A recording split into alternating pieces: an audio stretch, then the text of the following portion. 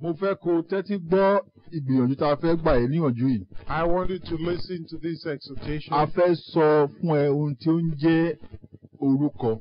We want to tell you the meaning of a name. A tún wá fẹ́ sọ fún ẹ ohun tí ó lè gbanilà. And also what can save you. Tí ẹnìkan bá jẹ́ alágbára. If there is a powerful person tó jẹ́ pé kò sóhun tó bẹ̀rù. Who is not afraid of anything. Tó sì jẹ́ pé gbogbo èèyàn ló máa ń bẹ̀rù rẹ̀. And everybody else fears him. Tó jẹ́ pé tó bá rán yín níṣẹ́ kò sí ẹni tó lè dènà dé ń tọ̀hún. Nobody disobeys his servants. Àwọn alágbára tó bá jẹ́ lórí ayé bẹ́ẹ̀. If there are such mighty men on the earth. Tí wọ́n bá sọ pé lọ. If they say go. Tí wọ́n bá sọ pé ẹ̀rù ń bà ẹ́. And you say you are afraid. Wọ́n á sọ pé sọ pé èmi ni mo rán yín iṣẹ́. They will just tell you to say, tell them that I'm the one who sent you. Bí tí wọ́n bá gbọ́ pé orúkọ mi ni mo fi rán ẹsẹ́. They will say, if anybody hears my name. Wọ́n ní láti jẹ́ kó rí kọjá ni. They must allow you to fulfill my purpose. Àwọn tó bá tún jẹ́ alágbára bẹ́ẹ̀. Such mighty men. Wọ́n á máa wo ẹni tó ń ránṣẹ́ wọ́n á máa sọ pé ojú mi ń bá ẹ lọ sẹ́. They will tell you that, hey, listen, I'm with you as you go. Ìbá jẹ́ pé gbogbo àwọn pàǹdà àwọn agúnbẹ̀gúnbẹ̀ wà lọ́nà. No matter who is on the way. Tí wọ́n bá rán yìí níṣẹ́. Once they send you on an errand. Wọ́n á sọ pé èmi ni mo rán ẹ̀yìn ṣó mo ń wọ̀ lọ báyìí. Give you the confidence that I'm there with you. Tí wọ́n bá bí wọn dá kan fọwọ́ kàn yín. That nobody can touch you. Bẹ́ẹ̀ gẹ́gẹ́ ni ẹni tó bá ránṣẹ́ a máa nígboyà.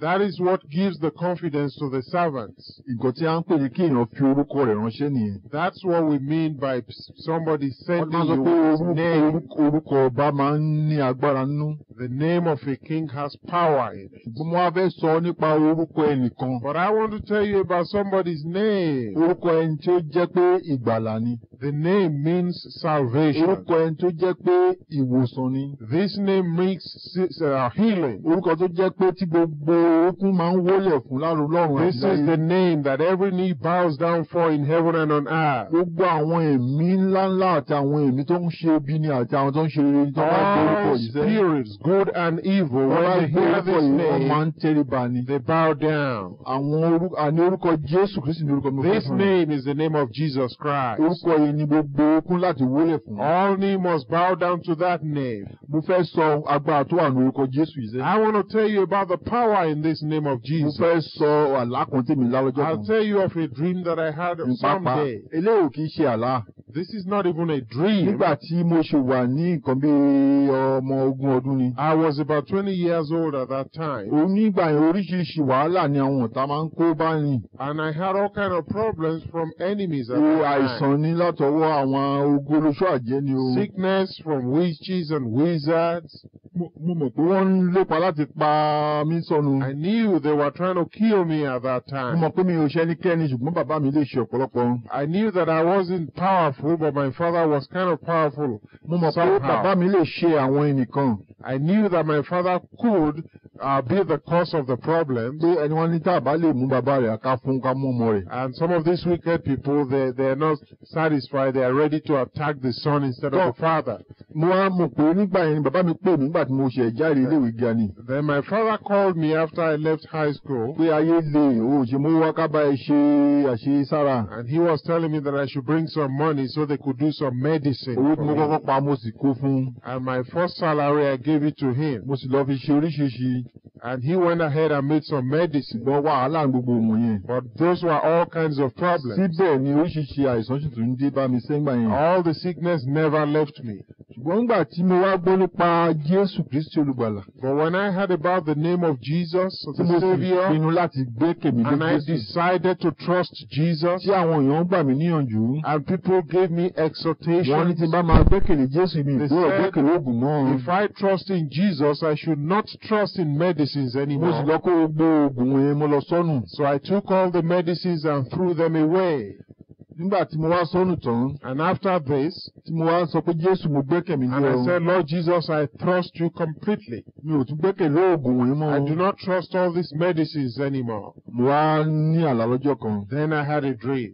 Ní àsìkò náà gan ọ̀tá kan sì tún lé mi tó pa At ìsàn that kan time, I was having a sickness from an attack from the devil. Ní ojú oorun iṣẹ́, When in the sleep, bígbà tí mò ń lọ ní ọ̀nà náà tó dàbí ọ̀nà rélùwé ni. it was as if I was walking on a railway train. Ẹnìkan wá ń lé mi bọ̀. And though somebody was pursuing me, Mo dàbí pé mo mọ ẹni tó lé mi, mo pé mi ló ń lé bọ̀. I knew that person was pursuing me. Èmi náà wá rè sí ní sá lọ. And I kept running away from him. Lọ́ọ̀kan mo wá rí àwọn bíi sójà kan. In a long distance away, I saw some soldiers. Mo rí àwọn ọmọ ogun kan. Some soldiers. Wọ́n dúró ló dàbí ẹlúlẹ̀kùn kan wà ní ojú títì rélùwé náà. It was like they were standing beside the door along the railway line. Ó dàbí pé máa ń lò lọ́kùn pé tí n bá lè dọ́dọ̀ wọn. And I thought to myself that if I can just reach them, ọ̀gbẹ́ni yóò lè bá mi mọ́ nǹkan I'll lóde be mi. safe from this attacker. So mo sá ń sáré tètè láti débẹ̀. And so I was running speedily to reach them. Nǹkan tó yà mí lẹ́nu pé wọ́n rí mi lọ́ọ̀kan wọn sì wá gbà mí. The thing that was surprising to me was that they were waiting over there. They never rushed to me to save me. Ṣùgbọ́n ẹni tó ń lé mi bọ̀ yìí túbọ̀ ń sáré lé mi ó fẹ́rẹ̀ And the bá mi tán. attacker kept on pursuing me speedily. Ó kù láti bí sí bí ilé tó wà lọ́ọ̀kan bí èèyàn. And for just about a few yards, they were almost catching up with me. Nígbà tó mò ń rà àwọn kan bí ìlọ́kan kò tí mo tún rò pé bí láti bí dé lébẹ̀ ẹ̀ ṣá. But I kept on seeing the soldier just close in front of me. Wọ́n kàn ń wò mí wọn ti ẹ̀ ṣe ń gbó. And they kept looking and just watching. Obìnrin àbí nǹkan náà tó wá gbé tó ń lé mi náà sì fẹ́rẹ̀ bá mi mọ́ ó ti ẹ̀ This bá mi tán. attacker was right behind me. Nǹkan bá ní kí n bojú ẹ̀yìn kí n tiẹ̀ wọ ọgbẹ́ni kó ń lé ń bẹ̀yìn bọ̀ yìí. So I decided to cast a glance back and see Kí where n my bóyá mo sì attacker was. ní àyè tó láti See if dé I ọ̀rọ̀ saw bí. some more distance before I get to these people. Bí mo ṣe bojú ẹ̀yìn As I sẹ́, look back, mo rí pé ọwọ́ rẹ̀ ó ti nà láti dì mí ní I saw that òjìká mú he báyìí. has stretched his hand almost reaching my shoulder. Ẹ̀rù bó tó bà mí jì. I was very afraid. Mo kígbe rárá. And I shouted, Mo ní Jésù. Jesus! Bí mo ṣe kígbe yẹn. As I shouted that name, Lórí àwọn ọmọ ogun tí mo rí lọ́ọ̀kan yẹn. the soldiers that I saw in front, Tí wọn ò tiẹ̀ ṣe bẹ́ẹ̀ pé wọ́n rí mi rárá. who behaved as if they didn't even see Tí me wọn ò tiẹ̀ before, ṣe bẹ́ẹ̀ pé wọ́n máa gbà mí rárá. as if they were not going to save me at all, Wọ́n dẹ̀ yọ ń gbé bí ọgbẹ́ tó ń and lé they mi saw rárá. this person that was pursuing me yet, Wọ́n tiẹ̀ ṣàbẹ̀ pé kò tiẹ̀ kàn wọ́n rárá ni. but they behaved as if they were not concerned. Ṣùgbọ́n nígbà tí mo kígbe When I Jésù. shouted the name of Jesus, Iye ó dàbí orúkọ tí mo pè yẹn. that name, Ó dàbí pé òun yẹn ló fi máa ń pàṣẹ fáwọn sójà yẹn. as it appeared as if that name was a command for the soldier. Nọ́mbà bẹ̀rẹ̀ sí ní sáré bọ̀. And they were running towards me. Wọ́n sì ń sáré kọjá mi, wọ́n ń lé They ọ̀gbìn were mi running lọ. after me and pursuing this enemy Wọ́n kàn kọjá lára mi ni. away from me. Wọ́n sì ń kọjá lára mi, wọ́n ń lé ọ̀gbìn And mi they lọ. were running away from me, pursuing this attack, Wọ́n ń lé ọ̀gbẹ́ni yẹn lọ lemọ́lemọ́. pursuing the enemy. Ọ̀gbẹ́ni yẹn ń sáré tètè I balẹ̀. kept on running away. Ọkàn mi wá balẹ̀. Then I was satisfied. Mo ní ilé àwọn sójà mi máa gbé. Then I said, boy, I'm going to be living with these Mo soldiers from túbọ̀ wo now ilé on. àwọn sójà I yẹn lọ. entered into their house. Ọkàn mi balẹ̀. I had peace within my Ìgbà yẹn ni mo heart. mọ̀ pé Jésù ti gbà That's mí. when I knew that Jesus had saved me. Jésù wá sọ èmi náà di sójà. And Jesus made me a soldier. Pé táwọn náà bá ti gbọ́ orúkọ Jésù sẹ́. From then on, if I shout the name of Jesus, Tá a bá ti gbọ́ if orúkọ I hear the Jésù. name of Jesus, Àwa also, pẹ̀lú àwọn tí wọ́n máa lọ gbèjà àwọn tó ń part tán of tó ń those that wájà. will save those that have been attacked of the Èyí la fi enemy. mú orúkọ ìtọ̀ ẹ̀ wá. That's why we bring that name to A you fẹ́ fi hàn tonight. pé orúkọ Jésù We want to jẹ́ show you this name of Jesus, ìgbàlà ni. that it spells Orúkọ salvation. Jésù ìṣe This name of Jesus agbára wà brings fún. power. Orúkọ Jésù This ìṣe name of Jesus ilé ìṣọ́nà ni. is the place of salvation and Bíbélì sọ pé redemption. The Bible Ní says ìwé òwe in the book of Proverbs, orí kejì ní ogún chapter 18, ẹsẹ̀ kẹwàá verse 10, pé orúkọ Ọlọ́run the name of the Lord ilé ìṣọ́ is agbára a ni. strong tower. Orí ilé ìṣọ́ gíga They ni. say it's a strong tower. Olódodo ṣàwọnú The rẹ̀. righteous runneth into it Ó sì ń rí ìgbàlà. and is safe. Arákùnrin, Friends, arábìnrin, friends, mo ní mò ń sọ fún ẹ nípa orúkọ Jésù I am fẹ́. telling you about the name of Jesus. Orúkọ tó ń gbani là. It is the name that saves. Orúkọ tó lè borí It is the sọ̀yìn. name that can heal you. Orúkọ kan ṣoṣo tí a fi fún That àwọn is the ènìyàn. one name that is given to man. Bíbélì sọ pé The Bible ní says ìṣe àwọn in the àpọ́stélì book of Acts, orí ìkẹrin chapter 4, ẹsẹ̀ kejìlá. verse Ó ní 12, kò sí orúkọ mìíràn ní abẹ́ there is ọ̀run no other name under heaven tí a fi fún àwọn ènìyàn given unto man man, láti fi rí ìgbàlà. whereby we might be saved. Àfi orúkọ Jésù. But the name of Jesus. Orúkọ náà la mú wá fún ẹ ní wákàtí. That's the name we are bringing to you in this hour. A fẹ́ sọ nípa orúkọ Jésù. We want to tell you about this name of Jesus. Gbogbo agbára ní ayé àti all power in heaven and on earth ló wà nínú orúkọ náà. is in that name. Gbogbo agbára sẹ́. All power ní ayé yìí in this earth àti ní ọ̀run and in heaven àti ní gbogbo ọ̀run and in heaven. Gbogbo máa sọ pé ọ̀run méje ló wà. Because people say there are 7 heavens. Ìbáàjẹ́ mẹ́wàá ìbáàjẹ́ méje sẹ́. Even if it is 10 or 7. Gbogbo agbára tó wà. All power in those heavens. Ó wà nínú Jésù. It's in the name of Jesus. Ilé ìlà torí rẹ̀ wá sọ fún mi. That's what we are bringing to you. Mo tún fẹ́ sọ ní ìwé Exodus. In the book of Exodus. Orí kẹtàlélógún. Chapter 23. Ẹsẹ̀ kọkàndínlógún. Verse 19, 21, I believe. A tún sọ nípa bí orúkọ Olúwa ṣe wà nínú áńgẹ́lì kan. It's also told about how the name of God is in an angel. Àníṣe tí Ọlọ́run bá fẹ́ gbà ni là. If God wants to save a man, ó máa ń fi orúkọ rẹ̀ fún wọn ni. He gives that person the name. Pé máa lọ kó máa yan fanda ní orúkọ rẹ̀. Go in my name. Pé kò sí ohun tó lè yọ lẹ́nu. That nothing will trouble you. Jésù ti sọ pé kíyèsí mo fi ẹ ní agbára. Jesus says, behold, I give you power. Láti máa tẹ àkéékè àti paramọ́lẹ̀ mọ́lẹ̀. To tread upon serpents and scorpions. Àti lórí gbogbo agbára ọ̀tá. And over all the wild power of the enemy. Ohun kì yóò pa ẹ́ lára. And nothing shall by any means hurt you. Kí ó rí. Yes, nothing shall hurt you.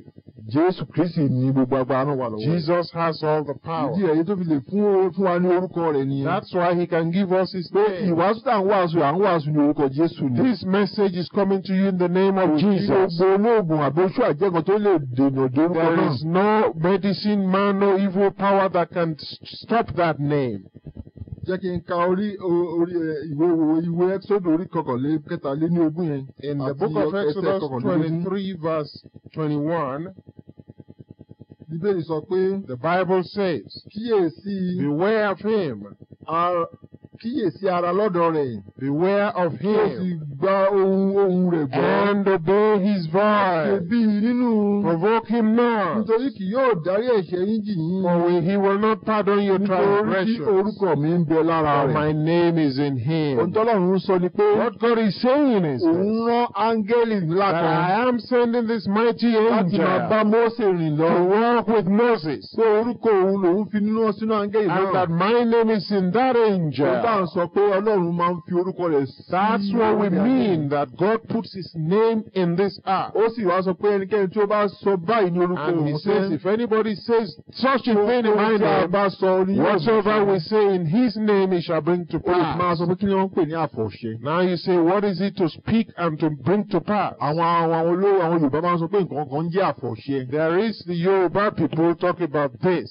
Wọ́n sọ pé tí wọ́n bá fi nǹkan panu nǹkan tí wọ́n bá sọ bẹ́ẹ̀ láti rí bẹ́ẹ̀. They think that they have a particular power that makes anything they say come to pass. Ṣùgbọ́n mo fẹ́ sọ ohun tí ń jẹ́ àfọ̀ṣẹ tó ju àfọ̀ṣẹ lọ. I want to explain that to you, a power that's greater than that. Tó jẹ́ pé tó o bá sọ pé kí ẹ̀mí èṣù kan jáde wá. You can command evil spirits to come out in this name of Jesus. Ó ní láti jáde wá. The evil spirit has to come out. Agbára nìyẹn. This is power. Eléyìí ni Jésù fi lélẹ̀ lórí ayé yìí. That God has given upon the face of this earth. Wọ́n sọ pé àwọn ẹlẹ́sìn tó wà mẹ́rin ò rò pé àwọn ẹni ló agbára bẹ́ẹ̀. You probably say you don't know people who have such power. Ṣùgbọ́n Jésù sọ pé agbára ìlú ń fi fún àwa ènìyàn. But Jesus says he has given that power to man. Pé ẹnikẹ́ni tí ó bá kókó tá a bá bèrè ní orúkọ òun. Whatever we ask in his name, yóò fi fún wa. he will give unto us. Àní orúkọ Ọlọ́run ni. It is the name of God. Bíbélì tún sọ gbọ́dọ̀ pé. The Bible clearly says. Ní ìwé orin Dáfídì. In the book of Psalms. Orí ìkẹsàn-án. Chapter 9.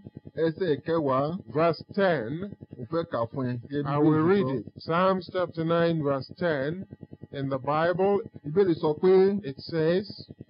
Àwọn tí ó sì mọ orúkọ rẹ̀. And they that know the name of God. Gbẹ́kẹ̀lé ọ. Shall trust in you. Nítorí ìwọ Olúwa. Because thou, O Lord. Kò tí ì kọ àwọn tí ń ṣe àfẹ́rí rẹ sílẹ̀. Has not forsaken them that seek thee. Gbọ́dọ̀ tí bèrè wí. That's what the Bible says. Tó bá mọ orúkọ Ọlọ́run. If you know the name of God. Tó bá mọ̀ pé orúkọ yẹn agbára ni. And you know that name is power. Pé àfọ̀ṣẹ ni. It is a spoken word that comes to pass. Orúkọ tó yẹ pé tó bá pè lójú oorun. It is the name that if you call in your sleep, all evil spirits must obey. I want you to know that some people say these prophets, that they have power. I want you to know that that same power is here today. Jesus Christ is our power. That name is the name I call when I want to sleep. That name is the name I call when I wake up. That name is the name I call in my sleep. That is the name of protection. That is the name that protects us from evil forces. If you say there is a power that breaks the power of the enemy, it is the name of Jesus. I want you to know about that. I want you to know about that power that is in Jesus. Jesus says in the book of Mark, chapter 16, verse 16. Powerful men give power in their name. When Jesus was ready to leave the face of the earth with all his power, because Jesus is God, he allowed death to take him to hell. He went into the place of the dead. He took death itself captive. And he took the keys of hell and death. And set captivity captive. All those that were in hell, he set them captive. All those that Satan has bound with death, Jesus set them free. And he took them out from hell and took them to paradise. And Jesus himself was resurrected from the dead. And he said, I have power to live on my life. And I have power to take it up also. Nobody else can take my life from me. Oh yes, that's power. You might have some people who are proud, and they might be boasting that they have medicines, but all their power is evil and not. Because all evil powers in medicine are under the feet of us who belong to Jesus. The Bible clearly says that we shall tread upon serpents and scorpions, and nothing, and all the powers of the enemy, nothing shall by any means hurt you. That is power. I also want you to know about this power of Jesus. In the book of Jeremiah, chapter 10, verse 6, Jesus talks about the power. Let us read that book of Mark. That verse, chapter 16, from verse 16. Jesus says, whosoever believeth and is baptized shall be saved, but he that believeth not is damned. And these signs shall follow them that believe. Follow this, listen to the signs. In my name. That's the name we are telling you about. In my name shall they cast out devils. That name of Jesus, we cast out devils. Maybe there is a man in your street with cutlass in his hand and is cutting everybody in the street. But somebody with the name of Jesus stands, and we pass in that street, and we command in the name of Jesus that he should drop the axe in his hand. He must obey, because there is power in the name of Jesus. That is the name of Jesus. Yes, in my name they shall cast out devils. They shall speak with new tongues. And if they shall take up serpent. Wọ́n sì máa gbé ejò lọ́wọ́ sẹ́yìn. They should take up Tí serpent. wọ́n bá sì mú ohunkóhun tí ó ní oró. And if they shall drink any deadly Yóò thing, pa wọn lára rárá. it shall not hurt Wọ́n them. yóò gbé ọwọ́ lé àwọn olókùnrin. They shall lay hands on Ara the wọn yóò sick, dá. and they shall recover. Gbogbo nǹkan wọ̀nyí ní orúkọ Jésù. These are the signs that follow the name of Jesus. Àní orúkọ náà sẹ́. That name Agbára wà nínú rẹ̀. has power. Ìgbàlà ni. Salvation is in that Ìwòsàn wà name. nínú orúkọ Jésù. Healing is in that name. Ìmúláradá wà nínú orúkọ Jésù. Salvation is in that name. Mo fẹ́ tún sọ ìjẹ́rìísí Let agbára me orúkọ give a Jésù kan. testimony about the power of the name of Jesus. Tó mọ̀ pé orúkọ yìí sẹ́. That you might know that this name Òun ló lè wò ẹ́ sàn. can heal you Ó sì lè gbà ẹ́ là. and can save you Ó sì lè mú ẹ dé ìjọba Ọlọ́run. and can take you to the Èyí tó kingdom jẹ́ of God. kókó jù nìyẹn. That is the main thing. Ọ̀nà wo ló lè gbà dé ìjọba How can you Ọlọ́run? enter the kingdom of God? Tó ò ní fi wọ náà. That you will not go to hell. O ní láti ní orúkọ You Jésù must nínú rẹ̀. have the name of Jesus in Mo you. fẹ́ kó mọ̀ pé I want you to know Ọlọ́run kọ́ ló ń pa àwọn ènìyàn rárá o. that it's not God that kills people. Èṣù ló máa ń pa It ènìyàn. is the devil that kills people. Nígbà táwọn èèyàn bá kú, And when people die tán bá yọ sí òjìkejì odò. and they show up in hell Nígbà tí wọ́n bá dé òjìkejì odò ní after they Jerusalem, died, tí wọn ò bá ní orúkọ Jésù if they yẹn, do not have the name of Jesus, àwọn ẹ̀mí èṣù wọ́n sì yọ wọ́n sì dì wọ́n mú. evil spirits will hold them Wọ́n sì mú wọn lọ sọ́run àpáàdì. and take them to hell. Ṣùgbọ́n ẹni tó bá jẹ́ pé látàyè ló ti ní Jésù, But anybody who has Jesus in this tó life, bá tilẹ̀ kú, when he tó bá dies, tilẹ̀ yọ sí òjìkejì odò lọ́run he sẹ́, goes to the other side of life. orúkọ Jésù yẹn lóhun yóò wà lẹ́nu rẹ̀. That name of Jesus shall be Tó bá in his tilẹ̀ mouth. Jésù, And when he shouts àwọn Jesus, áńgẹ́lì yóò yọ. angels will appear Wọ́n sì wá mú un lọ sí and they will Paradísè. take him to paradise. Àwọn ẹ̀mí èṣù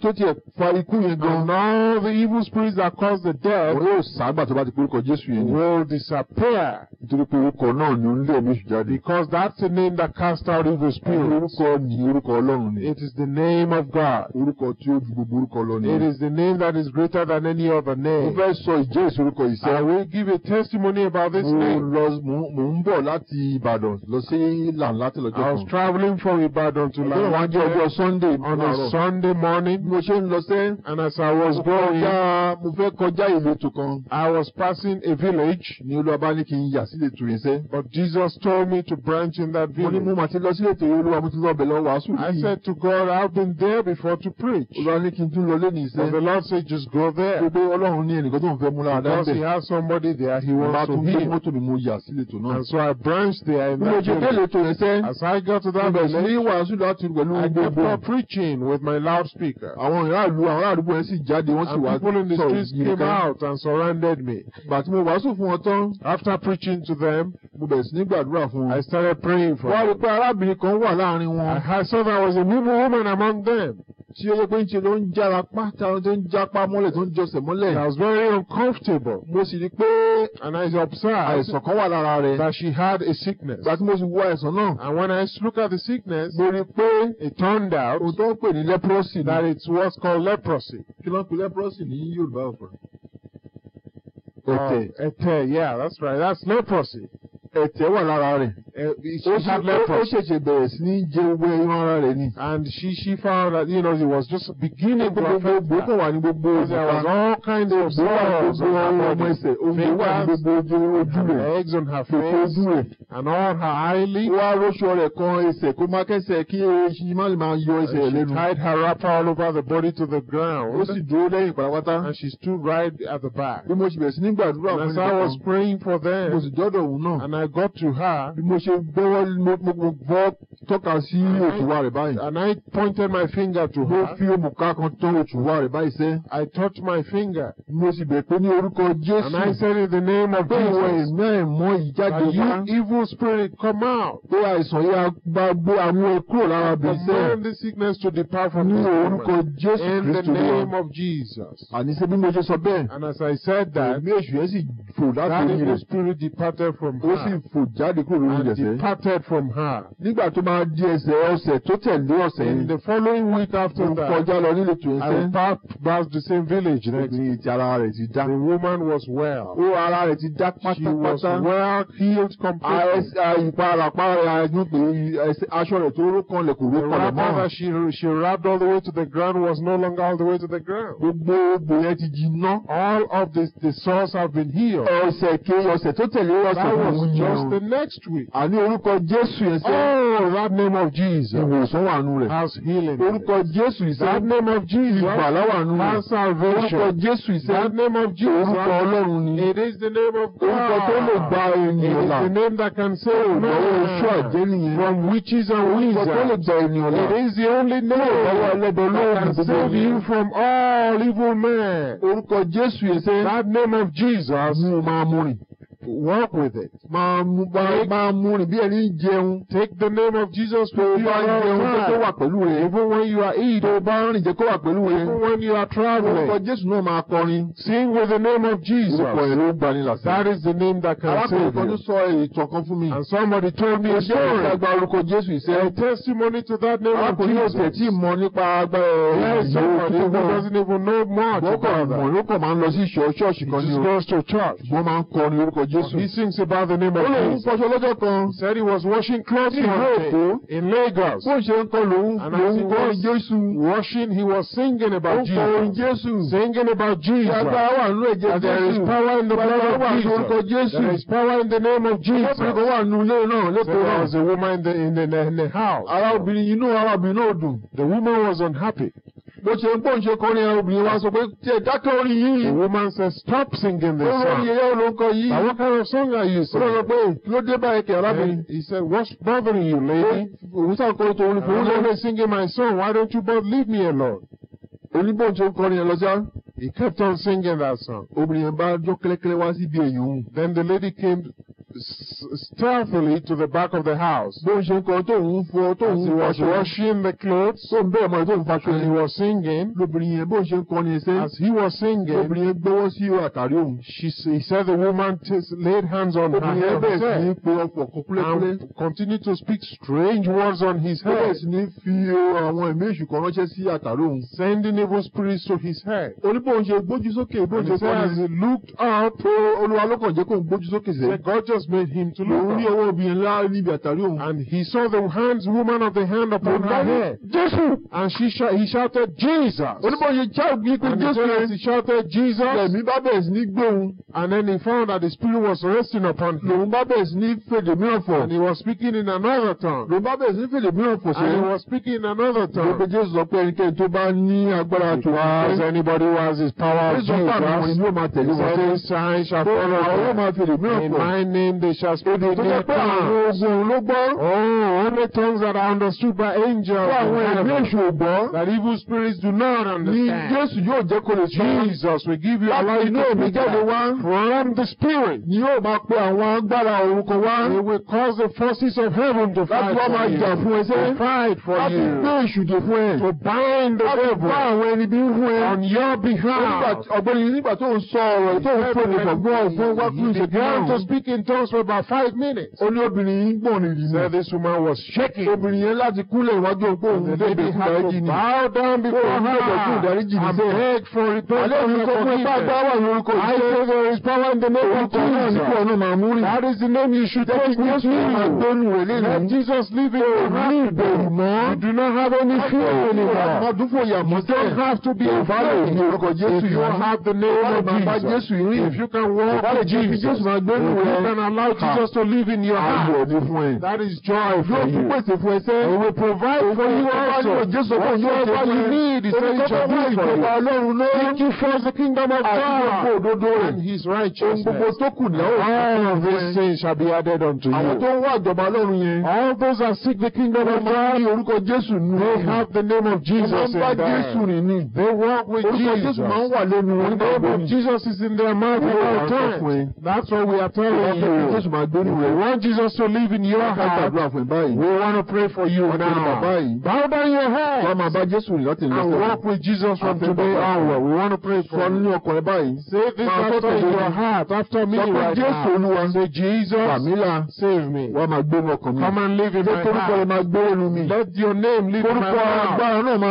Let the power walk with me also. In my sleep, let me be able to say, mention your name. In the spirit, let me speak your name forth. In living, let me speak your name forth. This name of Jesus, it will save you. Amen. Oh Lord, we pray for all our listeners. In the name of Jesus, we command that all the bondages of Satan come out from their hearts. They might have boldness to walk with Jesus. They call the name of Jesus. As they call your name, for all you people, you must bow down. Bow down and obey. For in the name of Jesus, every knee must bow. Amen. Peace be unto you. Right unto us. I will send you more literature that will encourage you further to follow with the name of Jesus. We shall tell you about the blood of Jesus. Power in all that Jesus has. Power in His name. Power in His blood. Power in His word. Because the Bible says the word of God is a sword.